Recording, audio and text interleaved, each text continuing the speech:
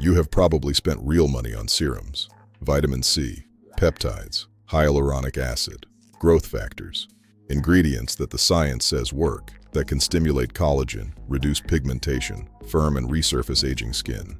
And a lot of it just sits there.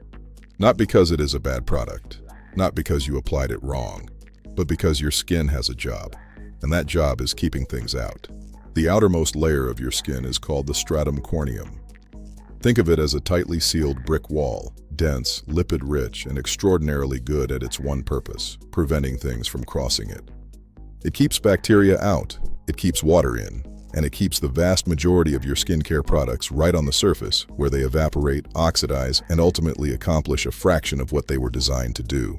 The active ingredients in your serums need to reach the dermis, the living layer beneath. That is where the fibroblasts are that make collagen. That is where the blood vessels are. That is where change actually happens.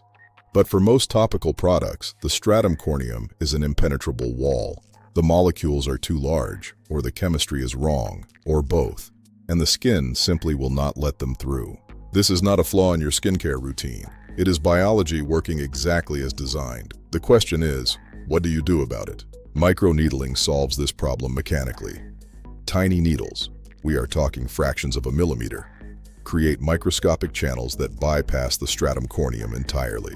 Those channels reach directly into the dermis, and for a window of roughly 30 to 60 minutes after needling, whatever you apply to your skin does not sit on the surface. It goes in. It reaches the fibroblasts. It reaches the blood vessels. It gets to where it was always supposed to go. Vitamin C that actually reaches collagen-producing cells. Hyaluronic acid that hydrates from the inside out. Peptides that signal fibroblasts to rebuild.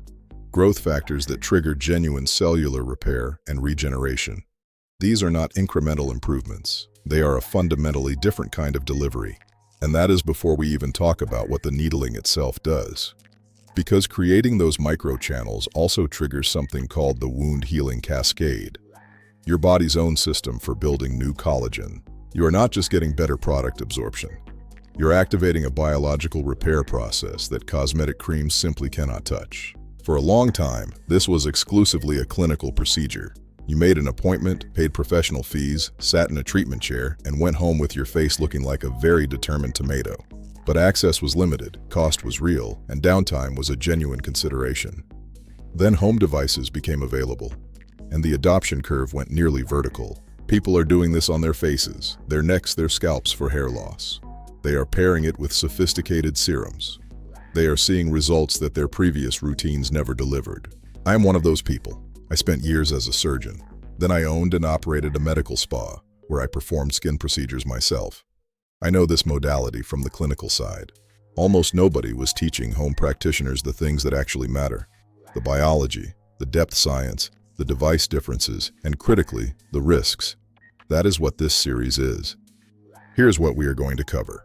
Episode 1. The complete biology and the microchannel window.